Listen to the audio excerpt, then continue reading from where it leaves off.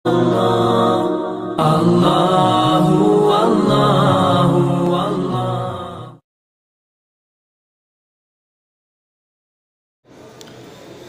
الله الرحمن الرحيم. خاتمة. مفهوم الكلي يسمى كليا منطقيا، ومعروض ذلك المفهوم يسمى كليا طبيعيا، والمجموع من العارض والمعروض يسمى كليا عقليا. وكذا الكليات الخمس منها منطقي وطبيعي وعقلي. ثم الطبيعي له اعتبارات ثلاثة: بشرط لا شيء ويسمى مجردة، وبشرط شيء ويسمى مخلوطة، ولا بشرط شيء ويسمى مطلقة. کلی کے مفہوم کا نام رکھا جاتا ہے کلی منطقی، اور اس مفہوم کے عارض کا نام رکھا جاتا ہے، معروض کا نام رکھا جاتا ہے کلی طبعی، اور عارض و معروض کے مجموعے کا نام رکھا جاتا ہے کلی عقلی. وَكَذَا الْكُلِّيَّاتُ الْخَمْسُ، اسی طرح کلیات خمسہ منطقی، طبعی اور عقلی ہیں. ثم الطبعی له اعتبارات ثلاثہ، پھر کلی طبعی کے تین اعتبارات ہیں. بشرط لا شیء، اور نام رکھا جاتا ہے اس کا مجردہ، اور بشرط شیء، اور نام رکھا جاتا ہے اس کا مخلوطہ، اور لا بشرط شیء، نام رکھا جاتا ہے اس کا مطلقہ.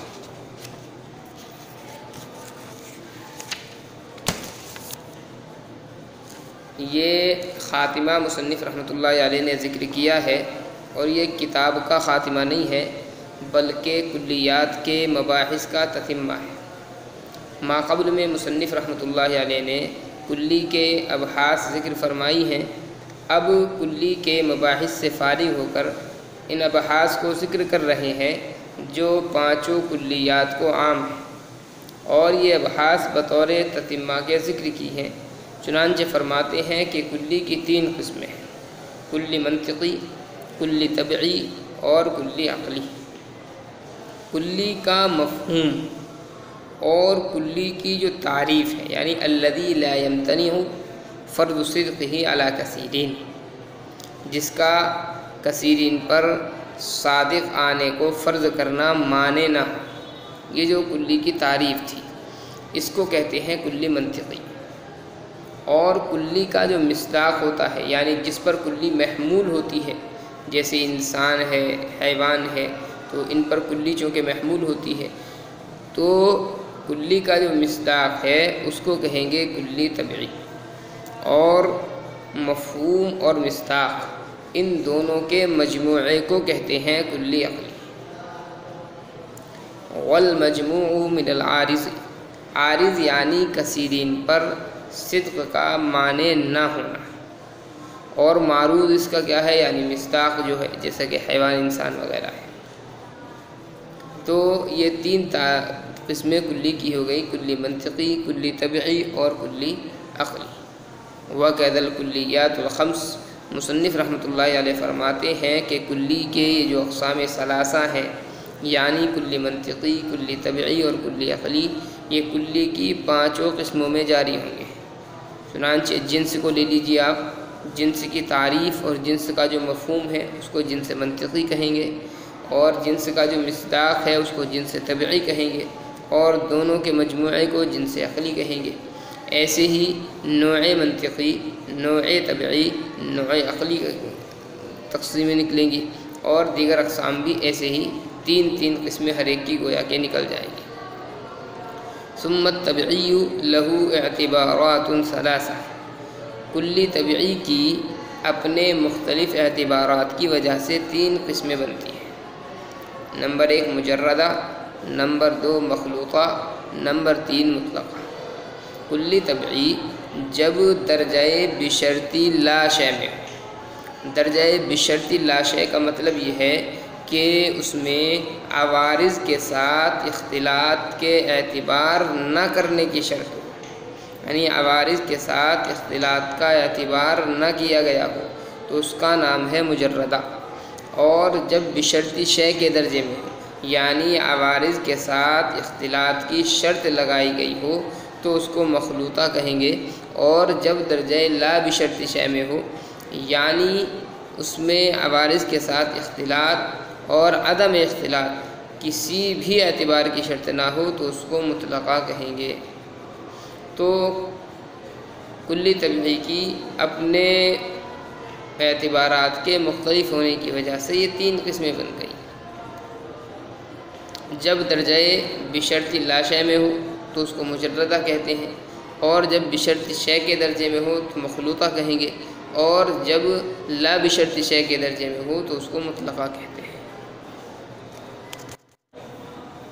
وَهِيَ مِنْ حَيْثُ هِيَ لَيْسَتْ مَوْجُودَةً وَلَا مَعْدُومَةً وَلَا شَيْءَ مِنَ الْعَوَارِضِ فَفِي هَذِهِ الْمَرْتَبَةِ ارْتَفَعَ النَّقِيضَانِ وَالطَّبْعِيُّ أَعَمُّ بِاعْتِبَارٍ مِنَ الْمُطْلَقَةِ فَلَا يَلْزَمُ تَقْسِيمُ الشَّيْءِ إِلَى نَفْسِهِ وَإِلَى غَيْرِهِ۔ اور مطلقہ ہونے کی حیثیت سے نہ موجود ہے اور نہ معدوم، اور نہ عوارض میں سے کوئی موجود اور معدوم ہے۔ ففی هذه المرتبہ تو اس درجے میں ارتفاع نقیضین ہوگا۔ والطبعی اعم باعتبار من المطلقہ اور کلی طبعی ایک اعتبار سے مطلقہ سے عام ہے، لہذا نہیں لازم آئے گا شے کو اس کی ذات اور اس کے غیر کی طرف تقسیم کر دینا۔ وَهِيَ مِنْ حَيْثُ یہ جو عبارت ہے مصنف رحمۃ اللہ علیہ نے اس عبارت میں یہ بات بیان کی ہے کہ کلی طبعی اپنے مرتبہ اطلاق میں یعنی درجہ لا بشرط شے میں نہ تو موجود ہو سکتی ہے اور نہ ہی معدوم ہو سکتی ہے۔ وجہ یہ ہے کہ مطلقہ میں وجود اور عدم کسی کا بھی اعتبار نہیں ہوتا ہے۔ اب اگر ہم اس کو موجود مانیں تو وجود کا اعتبار کرنا پڑے گا، اور معدوم مانیں تو معدوم کا اعتبار کرنا پڑے گا، حالانکہ مطلقہ میں وجود اور عدم کسی کا بھی اعتبار نہیں ہوتا ہے۔ اس لیے مصنف رحمۃ اللہ علیہ نے حکم لگا دیا کہ کلی طبعی مرتبہ اطلاق میں نہ تو موجود ہوتی ہے اور نہ ہی معدوم ہوتی ہے۔ ولا شیء من العوارض فرماتے ہیں کہ اسی طرح کلی طبعی مرتبہ اطلاق میں دوسرے عوارض مثلا وحدت، کثرت وغیرہ کے ساتھ بھی متصف نہیں ہوتی۔ وجہ اس کی بھی یہ ہے کہ مرتبہ اطلاق یہ نفس ذات سے متعلق ہے، اور وجود اور عدم وجود اور وحدت و کثرت جو ہے یہ ذات سے خارجی چیزیں ہیں، تو اس لیے مرتبہ اطلاق میں جب ہو تو عوارضات کے ساتھ بھی متصف وہ نہیں ہوتی ہے۔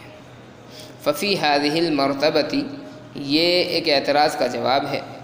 اعتراض یہ ہے کہ جب کلی طبعی مرتبہ اطلاق میں نہ تو موجود ہے اور نہ ہی معدوم ہے تو پھر تو ارتفاع نقیضین لازم آیا، اور ارتفاع نقیضین محال ہوتا ہے، اس لیے کہ کوئی چیز یا تو موجود ہوگی یا معدوم ہوگی، آپ نے دونوں کا انکار کر رہے ہیں، آپ دونوں کا انکار کر رہے ہیں تو ارتفاع نقیضین ہے یہ تو، اور ارتفاع نقیضین یہ محال ہوتا ہے۔ تو اس کا جواب مصنف رحمۃ اللہ علیہ نے دیا ہے کہ یہاں پر اگرچہ ارتفاع نقیضین لازم آ رہا ہے مگر یہ ارتفاع نقیضین محال نہیں ہے۔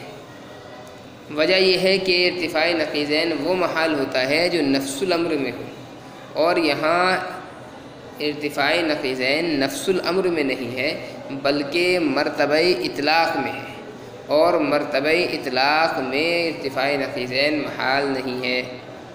کیوں نہیں ہے محال؟ اس لیے کہ مرتبہ اطلاق میں وجود اور عدم کے ارتفاع کا مطلب یہ ہوتا ہے کہ یہ دونوں وجود اور عدم نہ تو کلی طبعی کے عین ہیں اور نہ ہی کلی طبعی کے جز ہیں۔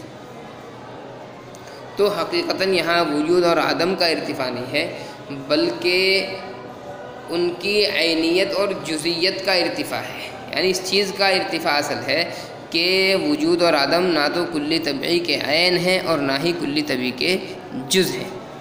تو وجود اور عدم ان کی ذات کا ارتفاع نہیں ہے بلکہ ان کے عین ہونے اور جز ہونے کا ارتفاع ہے، اور یہ چیز محال نہیں ہے۔ والطبعی اعم یہ عبارت بھی ایک سوال مقدر کا جواب ہے۔